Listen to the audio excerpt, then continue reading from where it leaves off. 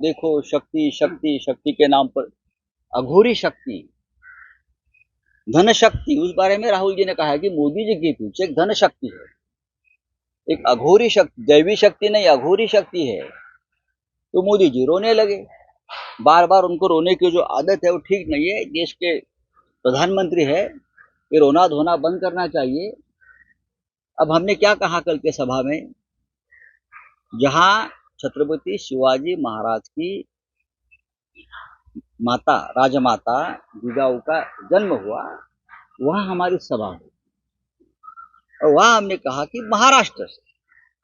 महाराष्ट्र के ऊपर कुछ लोग दिल्ली से आक्रमण करना चाहते हैं, गुजरात से आक्रमण करना चाहते हैं, लेकिन महाराष्ट्र ने जिस तरह से औरंगजेब का आक्रमण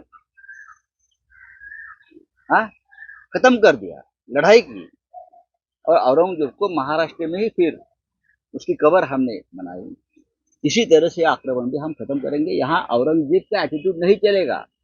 तो यहाँ मोदी जी कहाँ आए,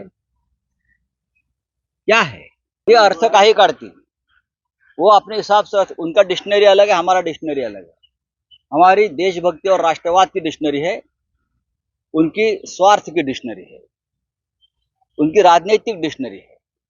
आप प्रधानमंत्री हो, प्रधानमंत्री पद की गरिमा रखो, ये रोना धोना बंद करिए। बहुत हो गया, 10 साल लोगों ने आपका रोना धोना देख लिया है। अब थोड़ा सा, कोण म्हटलं गरीब आशीर्वाद देत आहेत तुम्हाला, या निवडणुकीत कळेल। गरीब ईव्हीएमला शिव्या देत आहेत। ईव्हीएमला शिव्या देणं म्हणजे भाजपला शिव्या देणं, तळतळाट करतायत ईव्हीएमचा। आपण लफंगे करून जिंकून येत आहे।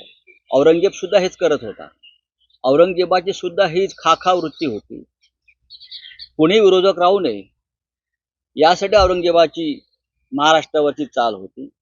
सगळ्यांनी आपल्या पक्षात यावं, दुसरं कोणी समोर राहू नये, ही औरंगजेबाची वृत्ती होती।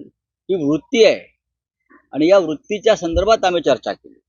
मोदींनी थोडंसं त्यांचं हे मगरीचे अश्रू ढाळणं बंद करावं। आता ते देशाचे पंतप्रधान आहेत काही काळासाठी, निदान या काळात तरी त्यांनी प्रधानमंत्री पदाची गरिमा प्रतिष्ठा सांभाळावी।